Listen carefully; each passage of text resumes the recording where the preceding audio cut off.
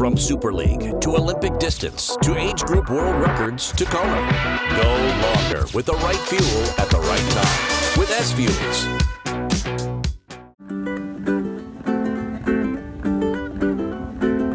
E-L-O-H-A, a little aloha in our day. Spread a little aloha around the world. At breakfast with Bob. Thank you, Poncho Man. Welcome, everybody, to Breakfast with Bob, not quite Kona edition. My name is Bob Babbitt. We're brought to you by Master Spas, by S-Fuels Go Longer, Hoka Let's Fly, Form Smart Swim Goggles, Quintana Roo, Zoot, the original triathlon brand, Premium Plus Sports, and, of course, our Challenge Athletes Foundation. We have now raised $150 million over our first 29 years, sent out over 40,000 grants to keep challenge athletes in the game of life through sport. One of the best coaches in our business, Dr. Dan Plews, not just a great coach, he's also still the Ironman World Championship course record holder for age groupers, 8:24:36, unbelievable. Dr. Dan Plews joins us from his palatial estate somewhere hidden in New Zealand. How you doing, Dad? Good. And I can tell you what, I wish you could see the weather here because it is horrendous. It's a very, very wet and rainy New Zealand today. But no, great to be here, and then thanks for having me on again. Dan, it's always a pleasure, and especially coming off of when I was talking to Chelsea Sodaro after her win in Kona. One of the first things she talked about was you and how important you were to all that, to her winning the Ironman. And one of the things that impressed her the most was the fact that when you found out that she was pregnant, that rather than saying, well, I don't have time to wait for you to go through this process of having a child, you were like, good, you embraced it. And she felt that then you had a bond that would last a long time. Yeah, it's amazing. The small things you do at a time, you don't know the effect that they have at that time, right? And right. You know, it was just I mean, the reaction was just an honest reaction, and I didn't even think about it at the time. But you know, that small reaction has had massive implications down the line, and I think it's pretty cool. So yeah. Talk a little bit about Chelsea, because coming out of Cal Berkeley, she was running Diamond League, obviously an elite runner till 2016 when she didn't make the team at the Olympic trials for the U.S. When did you connect with Chelsea, and could you tell pretty quickly that this woman had some amazing talent? Yeah, so I think I've been coaching Chelsea for 2 years now, and yeah, when she first approached me, I knew that who she was, because I knew that she had a 4th place at the 70.3 World Championships just before, and I didn't know that much about her, but then obviously she was interested, so I did my research, found out her strong running background, which was, you know, super. So I think it's really important, particularly for Ironman. So I knew, of course, there was a lot of talent in there, and also she could swim quite well, or swim well enough, you know, to make to do something pretty impressive. But I mean, when we first started working together, one of the first things we did was got her in the lab and did some testing, did some basic metabolic testing, which, you know, you're looking at VO2, VCO2. You're looking at some substrate utilizations, looking at efficiency thresholds. And what I quickly saw was her running speed, and most of how she, the speed and the results that she had, it comes mainly from efficiency. So she's not typically someone who's got a huge engine, but she's highly, highly efficient. So her running economy, for example, which is something that we measure in like basically the liters of oxygen that you consume per kilometer, was exceptional, like some of the best values I've ever seen. And as distance goes up, efficiency becomes more and more and more important. So if you think about a sprint distance, you can get away with not being that efficient. But as you go further and further along the continuum of time, efficiency is absolutely paramount. So I kind of I felt that Chelsea was built for doing better at Ironman than 70.3 when I first met her. So it was quite exciting. So when I looked at what she was doing this summer, one of the races, when she got the 3rd at the Canadian Open at the, you know, that just less than a 70.3 distance, that showed the speed was there, because that's like a world championship field that she's racing against in in those PTO, US Open and Canadian Open. When building up to Kona, she said she did multiple trips over there, multiple camps over in the island. So she wasn't a rookie to being there. Were you at those camps, and what was the purpose of the camps in Kona? Yeah, so she's been to Kona multiple times, but most of those were before we met, because she did that when she was training with Sarah Piampiano and the group from NorCal. Yeah. So she was doing that, but she went out in September. I didn't actually go out with her, but she took her dad with her, and she had a good training partner.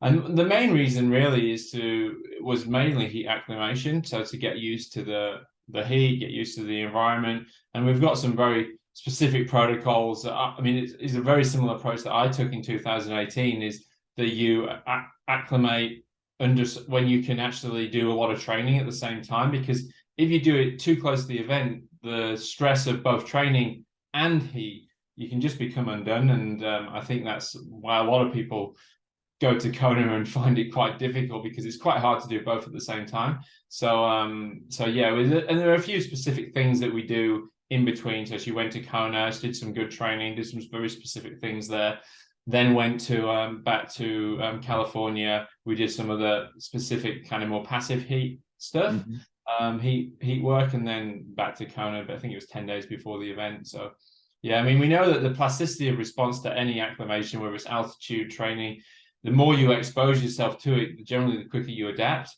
So, if you do it multiple times, you adapt much quicker. First time it might take you 3 days, and next time it might take you 1 day. So it just happens a lot quicker the more you expose yourself. Now, when did you connect with S Fuels and find that was potentially a missing link for you in terms of nutrition? So I met S Fuels, Leighton from S Fuels, and it was 2017, I think. And the reason it happened is because I was already doing a kind of a lower carb diet, and I wrote a blog that was on Jan van Berkel, and because we switched him to a lower carb diet, and he reduced his visceral fat. So this is a guy who's already very, very fit, right? He's very, very active, low body fat. So his adipose tissue was low, but his visceral fat wasn't high. But when we took him onto a low carb diet, his visceral fat, which is fat around the organs, basically, which is one of the biggest pre-markers of health, you really do want to have, low visceral fat for overall well-being and health. And we reduced by 45%. So, wow. Which was remarkable. So basically, I wrote a blog about it. People read it quite a lot. It was on, got shared quite often. Leighton got hold of it, and then that's how we connected. Yeah. So I was already doing a low carb lifestyle, but nutrition in and around training was very, very difficult, because there was basically just zero choice. So it meant I either ate nothing or I made something myself. I took I was taking like cream cheese in my back pocket and things like that, or just water and salt, and there wasn't anything available. And that's how we connected. Yeah. And then for when you went 824 in 2018, did you surprise yourself that day, or knowing that you're a pretty scientific guy, you probably were pretty close to exactly what you ended up doing? No, I definitely say I surprised myself. I think especially I had it was a fast day in 2018. Everyone knows that. So I was pretty lucky, but I also had one of those days where I just felt really, really good. And especially, on the bike, it was I was comfortable and never really found it too difficult. And I got off in a 4:32, which took me by surprise. And then on the run, it was just easy, and I kept having to try and slow myself down. I remember I ran out of the first K, and I was like, a 3:40, and I was like, oh, that's a bit quick. And I knew I was in front, and I was coming into the last 10K, and I was still running under 4-minute Ks for a lot of it. And I was thinking, oh, maybe I should slow down.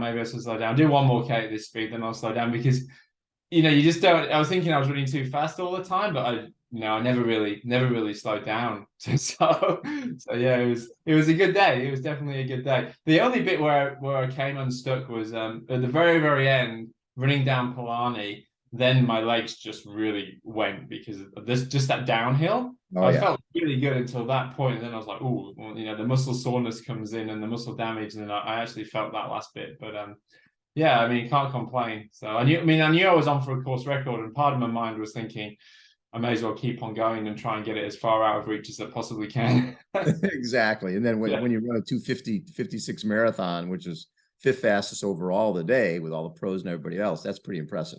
Yeah, I think that's that was really the only really impressive part. Really, even if you looked at the age groups from this year, there's very many people were faster than me in the swim and the bike, but it's about then doing a quick run at the same time. That's kind of what makes the difference. It's pretty. I mean, it's pretty hard to even run a 3-hour marathon in Kona after you've done a good swim and a good bike.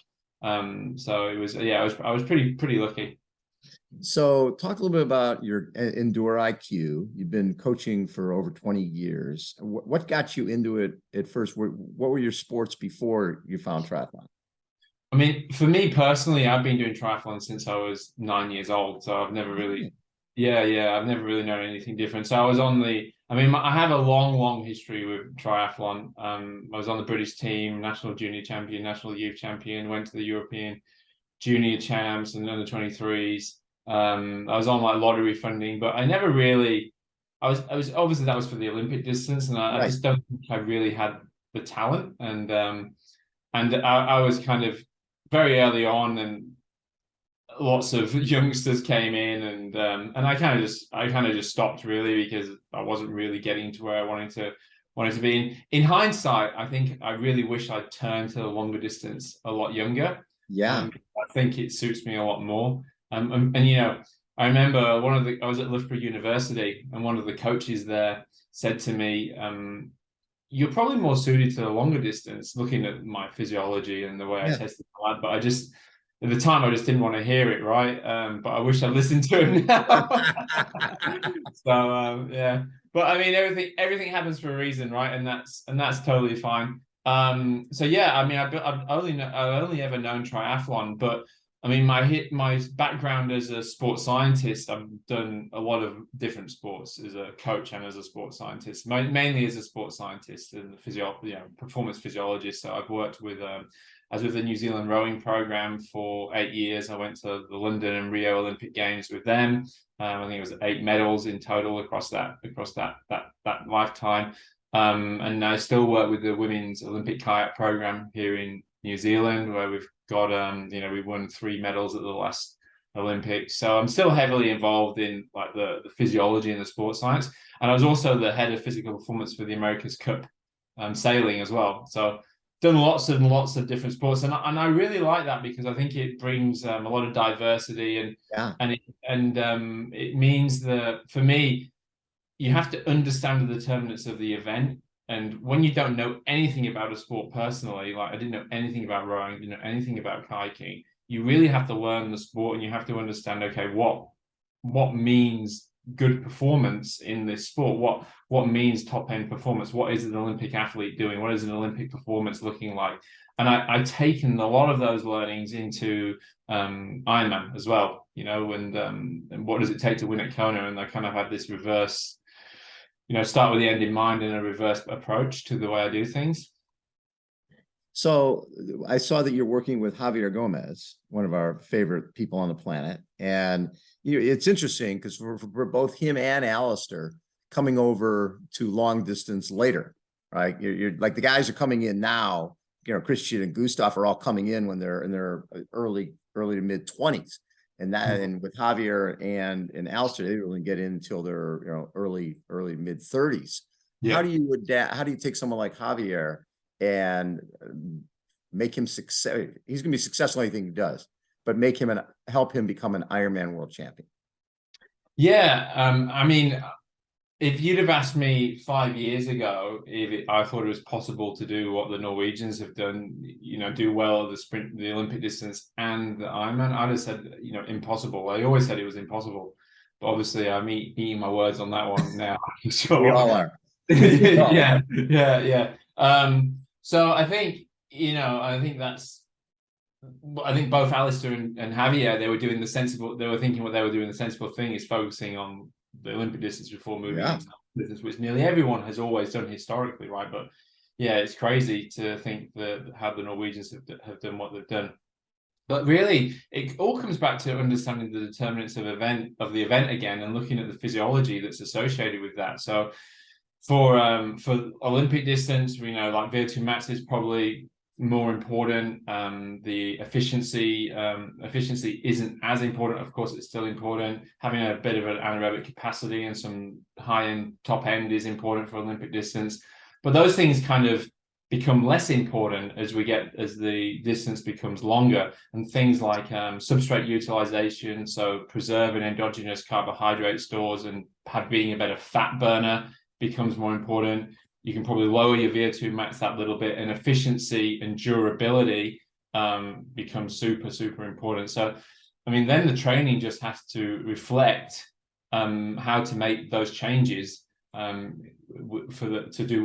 success in that particular event, So with Chelsea, when you find out she's pregnant and she's going to come back from that, that's again something I'm assuming is fairly new. So, okay, here's a world-class athlete who's just had a baby. We want to get her back to not going for the Olympics, but she's going for the Ironman World Championship. She's got to balance being a mom, being away from her child, doing long bike rides, traveling, all that type of stuff. How did you create a program for that? Yeah, well, I mean, basically, I mean, it was very much like I would just create the program and then Chelsea would just work it out. She was amazing at that. She had a lot of great support from her husband and her family.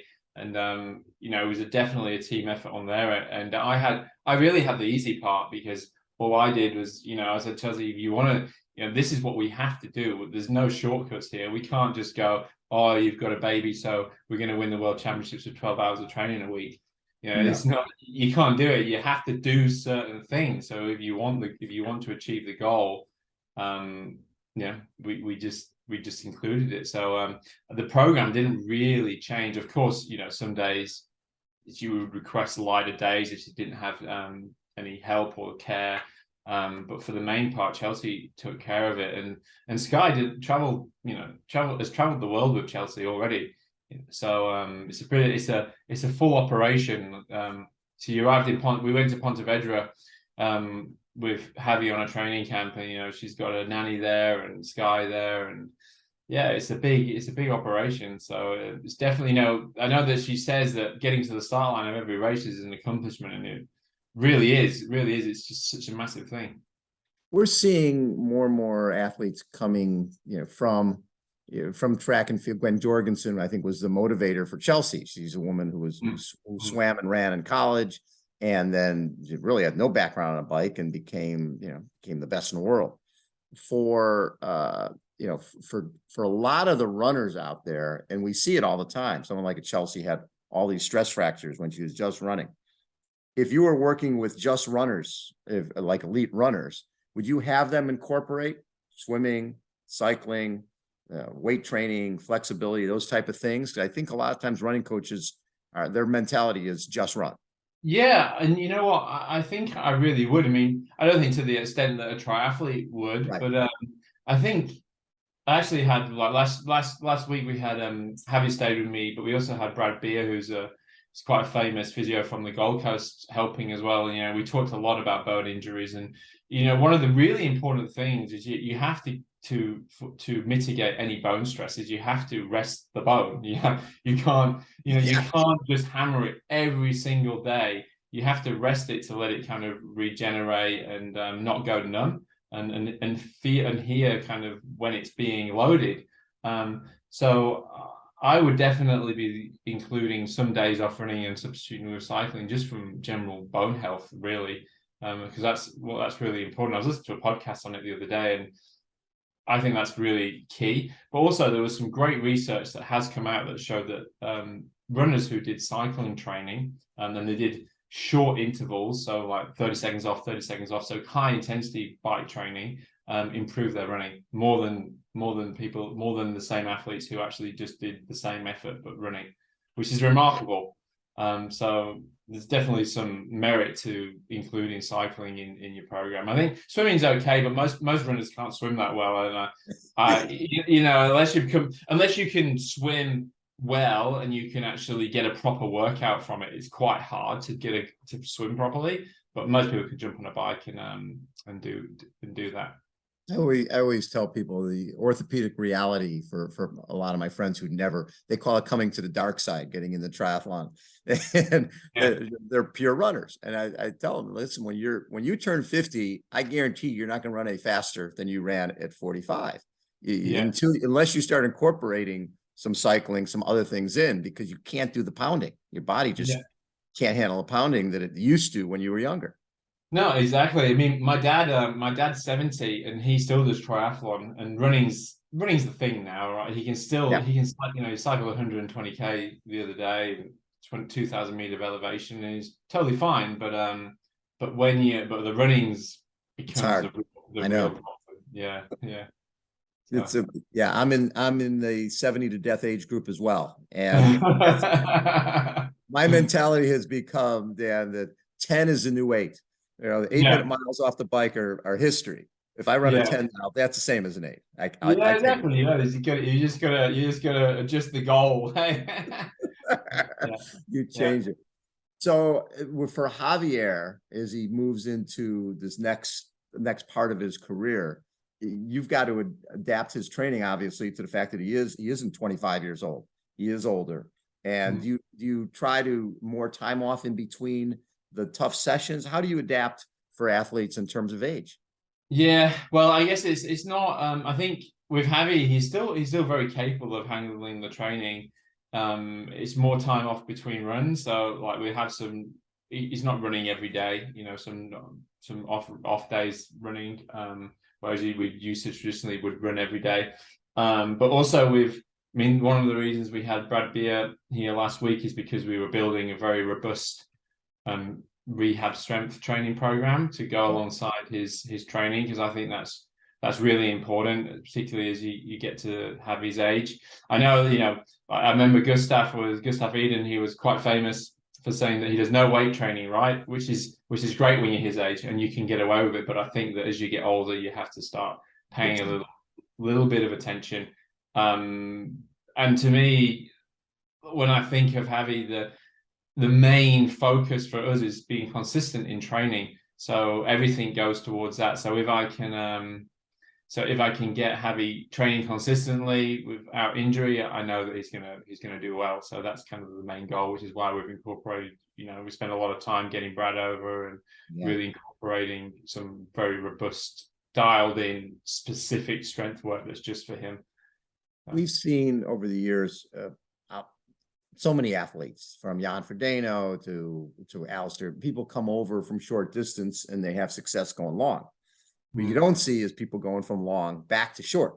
And we saw Chris McCormick a number of years ago deciding he's going to go back to the Olympics after winning his second Ironman. He's going to go to 2012 London. He's coming off the bike and running, 30-50 off the bike at those WTS races and being 35th. The game had changed. Yeah. But right away we see Christian and Gustav in their race last weekend where they're like 6th and 9th or something like that. Amazing. Unbelievable. It's unbelievable. When you look at the biggest changes in training, you've been doing this 20 plus years. What have been some of the biggest advances that you've seen in terms of how endurance athletes train? Well, I think now we're just so privileged with the amount of data we can collect to make more informed decisions in the way that we manipulate the training. Mm-hmm. It's just not guesswork anymore, and that's when it comes on.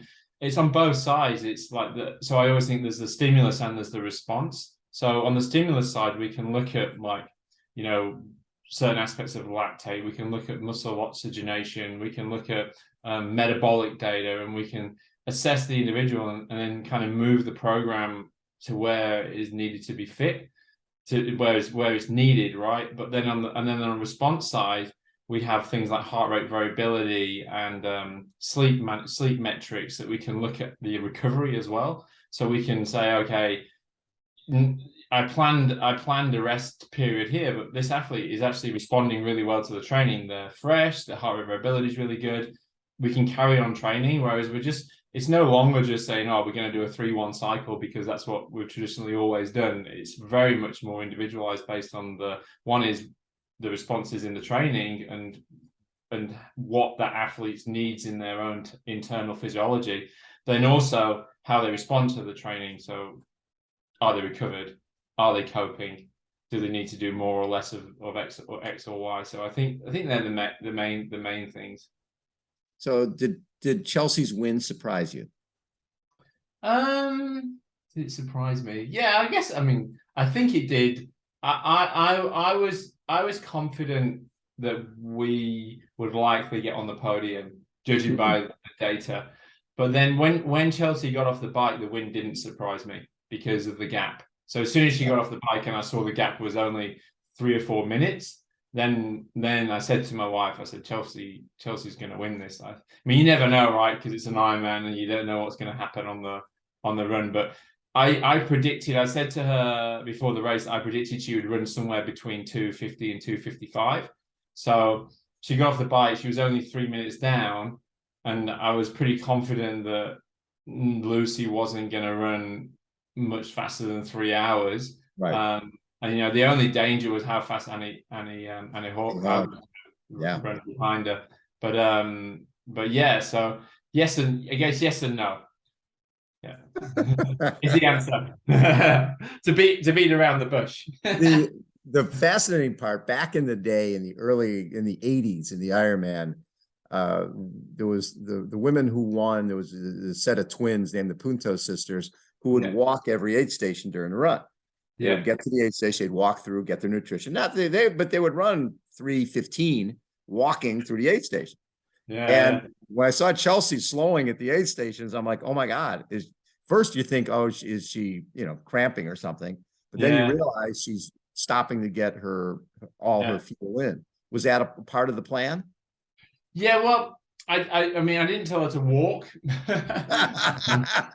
but we did discuss before, and I said, you need to take as much as you possibly can on during every aid station, and I guess by default that's quite difficult to do when you're running. You have to be very skilled to really get a lot on when you're running, and especially at those speeds. So yeah, I mean, to run a 2:52 with stops is amazing.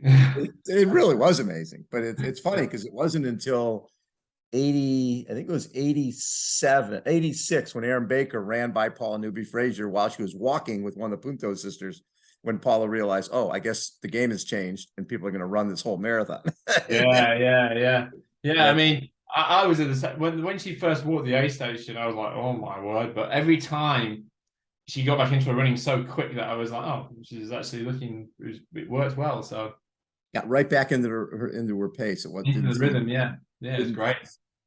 So, you have any plans to come and try to break your own record in Kona? No plans. I'm racing in Ironman New Zealand in the 10th of December here. So that's something that I'm training for at the moment. Whether I do another one after that is to be determined. It just gets more and more difficult. Especially when you're coaching pros, and I've also got.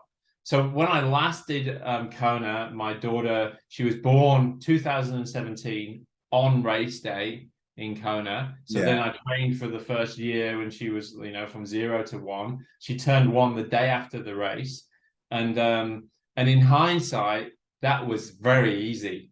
But now I've got a 5-year-old and a 3-year-old. That's a whole different story trying to train with a 5-year-old and a 3-year-old. I can tell you that much. So it's been a real eye opener for me. So whether I'm going to put myself through the same punishment again, I don't know. So Matt Kerr was going after your record this year, and had obviously somebody walked out in front of him, I think, on the bike. But I think he's going to go pro. Had you given thoughts to going pro after you had your great age group race in 18? No, not really. I think it just happened a bit too late for me. I was 36. Yeah. 36 by that point, and just had a young daughter, had a career already. I was working at the university, and I was working already in Olympic sports. So it was almost, I almost felt it would be a little bit irresponsible of me, mortgage and the rest of it, so it was never really an option, really. And I think, if it had happened when I was Matt's age, then maybe, because I think Matt only just turned 30, right, or 10 years earlier when I was 27, then I think I would have done. But it never was really an option for me. So. Will you be coaching some athletes in some of the like rowing heading into 2024 into Paris? Yeah, so I still work as the performance physiologist for the women's kayak team. In New Zealand. So we have and we've got we're pretty good. We won 3 golds in the in Tokyo. So 3 gold medals. So still working with them, and I was in the lab yesterday with them, doing some testing. So, but my role there is very, very different. It's not coaching; it's pure sports science and testing. So I'll test the athletes, look at the training data, and work with the coach to build the program and give feedback on whether what was done is what was prescribed and things like this. Yeah, I really enjoy it. It's going to be pretty fascinating going back to Kona next year with hopefully Javier on the starting line, and Jan and Alistair, plus the Norwegians, and Chelsea going there to defend her title. It's gonna be really good. Yeah, I mean, I really think Javier can run a 2:35 in Kona. That's my. Don't you think? I mean, certainly heat is not a problem. No, he's not a problem, and I mean, it was just such a shame that he got COVID just before the Utah World Champs, because he was flying then, and I really do think he would have liked the way the race unfolded. He would have been very hard to beat. He would have been very hard to catch, because he would have been in the front group. He would have had a gap, and he was running exceptionally well. So, I mean, this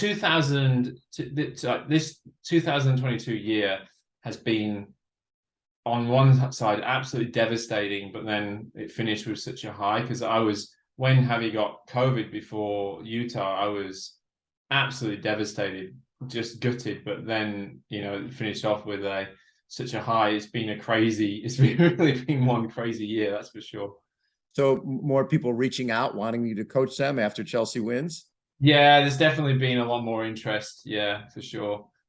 Which is great. I mean, it's good for business, but there's only so much you can do, right? So,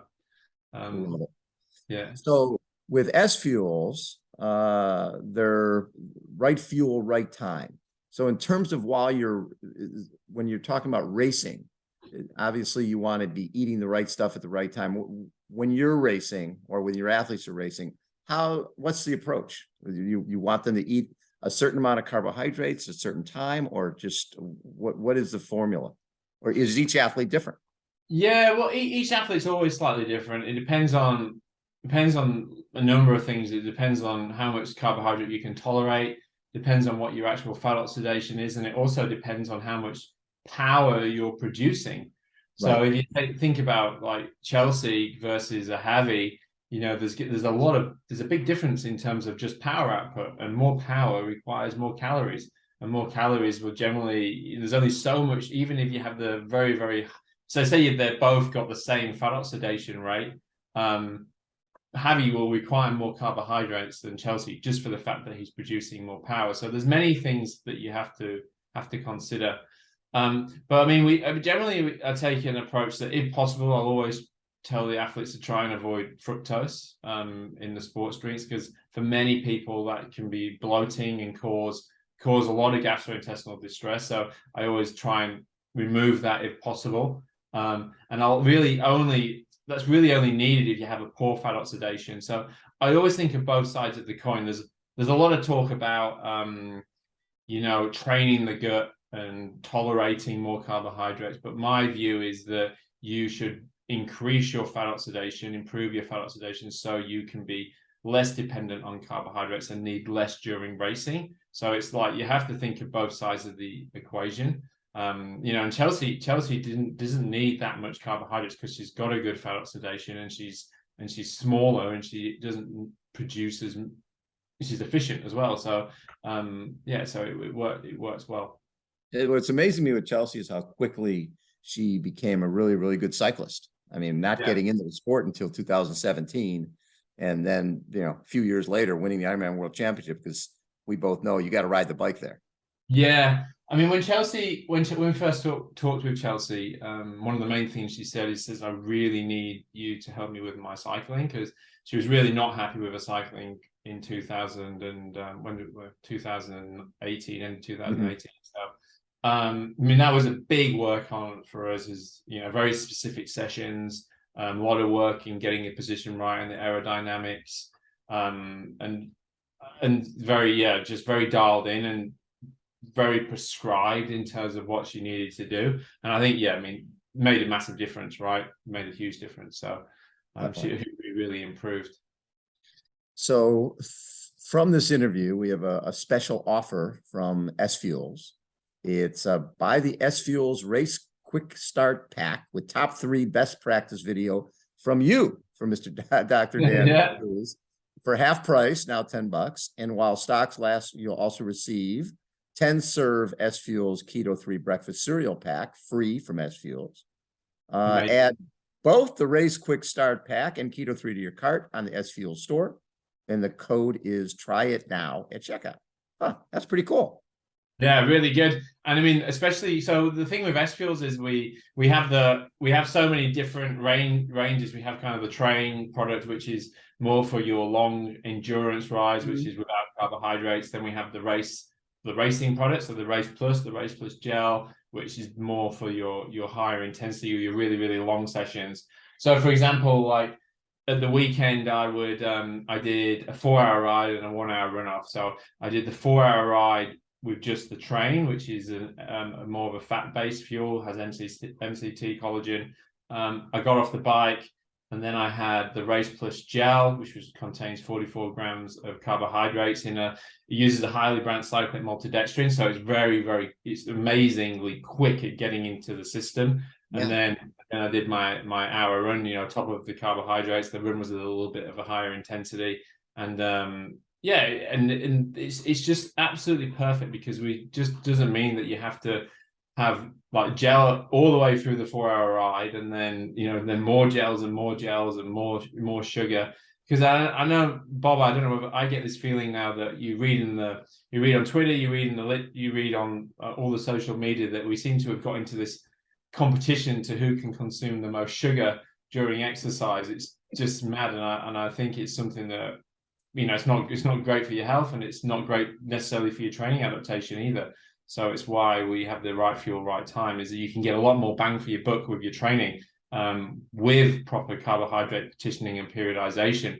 And I think, for age group athletes especially, that becomes so important, because you just don't have the time to mess around. And now you imagine if I said, here you go, you can do this hour session, but you're going to get more adaptation from this 1-hour session if you do this than if you do X versus if you do Y. And if you're so time poor, you really got to get the most bang for your buck, right? So, you've got to recover and do it again.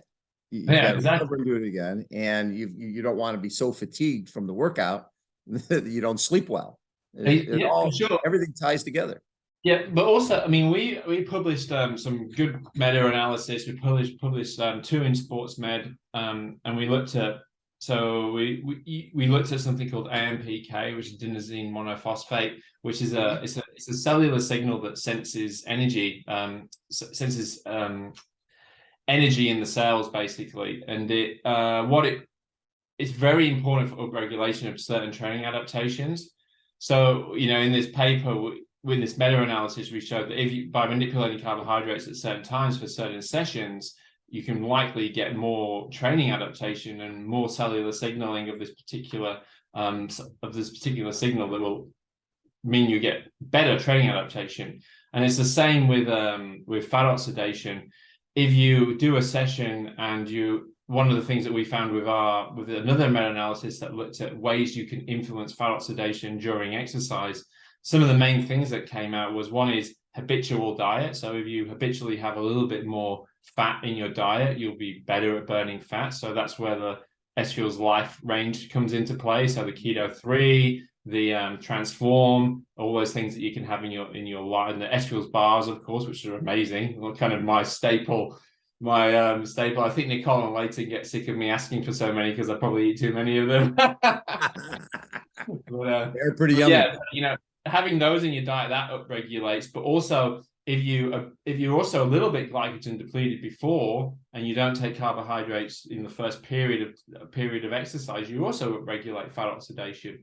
And even though in the literature we're still struggling for real evidence to suggest that changing the right fuel, right time, and changing carbohydrates has a chronic response. I actually had a PhD student who started the project, but he got bunged out because of COVID. I think there's real legs to it, because now, having worked with so many athletes, I have never once had a negative response. I've only had positive response doing exactly the same thing as I would expect it to. So so I think it's really, really important for people to consider the right fuel, right time approach. Love it. Dan, thanks so much for taking time, but it's always a pleasure to catch up. And is your dad still racing? Yeah, he's trying to. I have to hold him back. I'm going to go short. I try to do, I did a sprint race this last weekend. Being in a beer garden by 9 a.m. is a good thing. He wants to do, so the Ironman 70.3 World Championships is here in New Zealand in 2024. And he wants to do that. He always thinks he wants to do an Ironman, but no, just keep him away too long. Too long, exactly. But he did an Olympic distance just before they arrived in New Zealand this morning. So after I get up this call for you, I'm going to go and pick them up because they came over from the UK. So how's that? I love it. Yeah. Give him my best, Dan. Tell him we'll have to race against each other sometime. He can kick my butt like everybody else does. That'll be good. We'll make it an event. I love it. Dr. Dan Plews has been our guest, everybody. Again, this is Breakfast with Bob. My name is Bob Babbitt. Thanks for tuning in. We'll catch you next time. See ya. Thanks, Bob.